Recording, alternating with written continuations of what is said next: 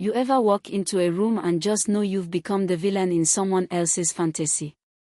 That was me standing in the middle of the Silver Pines Community Hall, fluorescent lights buzzing overhead like angry hornets, while 15 strangers stared at me like I'd spray-painted a swear word on a church. At the front of the room sat Karen Whitfield, queen of the clipboard, with this smug little smirk like she'd finally cornered the neighborhood menace. Spoiler, that menace was me because I refused to pay for her imaginary HOA. See, a few months back, I inherited my grandmother Rosa's old place. She passed peacefully in her sleep after living in that house for nearly 50 years. It was her sanctuary, her garden, her rules, her way.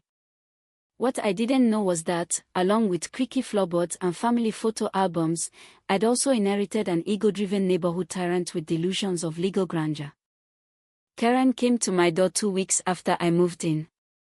Clipboard in hand, teeth clenched behind a forced smile, she introduced herself as president of the Silver Pines HOA and handed me a packet that looked like it had been printed at a Kinko's in 1998. "Welcome to the neighborhood," she chirped. "You're 2 months behind on dues." I blinked. "I never signed up for an HOA," I told her. Her smile vanished faster than a politician's promises after election day. She insisted it was binding because, apparently, my grandmother had signed an agreement back in the day, $500 a month for what, exactly? She couldn't say. Lawn conformity. Fence etiquette. Seasonal writ enforcement. I told her I wasn't interested. Politely, at first. That politeness ran out around the time she threatened legal action and stormed off muttering something about compliance enforcement. Fast forward to the meeting. Karen had dragged me into this circus, made it mandatory, and stood before the room waving a manila folder like it was the Constitution. She declared, with the enthusiasm of a high school theater kid, that I was endangering the fabric of our community standards. I think someone even gasped. Then came the piece de resistance, HOA contract signed by Grandma Rosa, dated 1998 in bright blue ballpoint ink. Now, I may not be a handwriting expert, but I know one thing for sure: Grandma never owned a blue pen. She hated them. Always used black ink, neat cursive, old school. Plus, and here's the kicker, she'd broken her wrist in '97 and stopped signing things entirely unless it was necessary. I held that paper up to the light, and suddenly, everything clicked. The ink was too modern, too uniform. That shade of blue didn't even exist back then. Something stunk. I told Karen I'd be reviewing everything with a lawyer.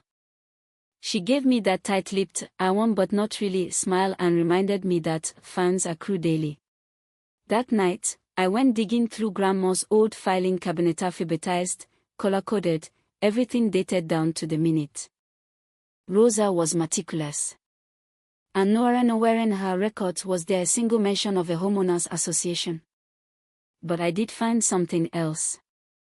A letter from 1995 offering her the option to join the Pine Ridge Community Association. And there, in her unmistakable cursive, was her handwritten reply: "Thanks, but I prefer my independence." That was Grandma. Always polite. Always firm. The next day, I pulled the official state registry. Guess what? The Silver Pines HOA had only been incorporated 8 months ago. And guess whose name was on the filing? Karen Whitfield. The same Karen who now claimed my grandma had signed up in 1998. She'd used my own property as the business address. She didn't just forge a document, she faked an entire association and built it on a lie. But here's where things got really interesting. Turns out, she'd been collecting dues from a dozen other homeowners, raking in around $6,000 a month. Some paid out of fear. Others just didn't want trouble. One neighbor, Mrs. Thompson, sweet woman, lost her husband last year, reached out after the meeting.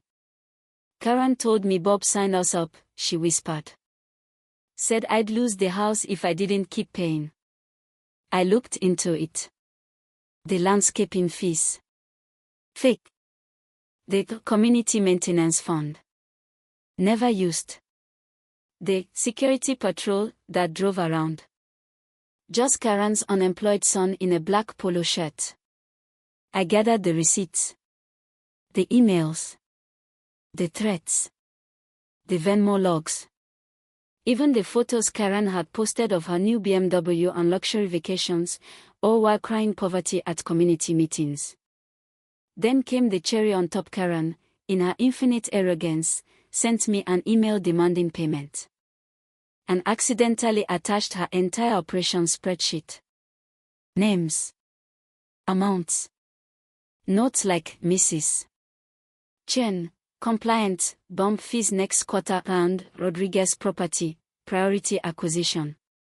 She'd been planning to take my house. I wasn't about to let that happen. The next week, she showed up again, this time with her legal counsel, a man in an ill-fitting suit who looked like he'd Googled how to lawyer that morning. He claimed I owed $4,200 in dues and penalties and said they'd be placing a lien unless I signed a property interest agreement. I laughed. Actually laughed. Great, I said, pulling out my phone. Because I'm recording all of this for my real attorney and law enforcement. The guy bolted like a rabbit. Karen stayed just long enough to threaten me again before storming off with the usual "you regret this" line. But the regret. That was all hers. Turns out, Karen had messed with the wrong family.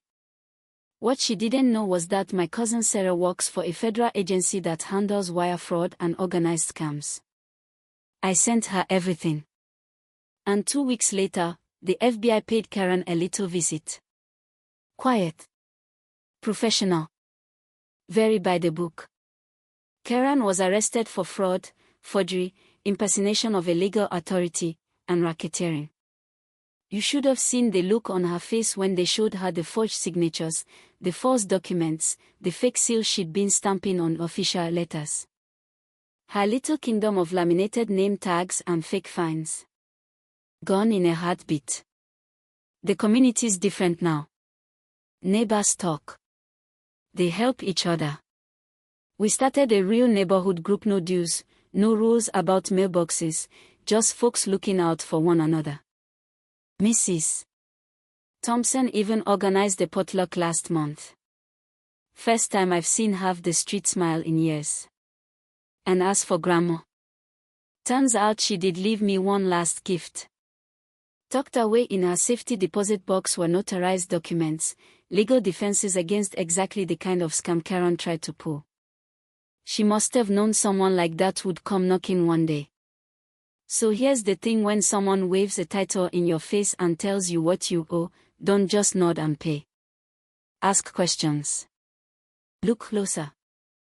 Because sometimes authority is just a costume stitched together with confidence and fraud. Now I gotta ask. What would you have done in my shoes? Let Karen run the blocker, burn the whole scam to the ground. Drop your thoughts in the comments. I'm curious where you stand on all this, because some folks still say I overreacted. Me? I think sometimes doing the right thing just means not backing down.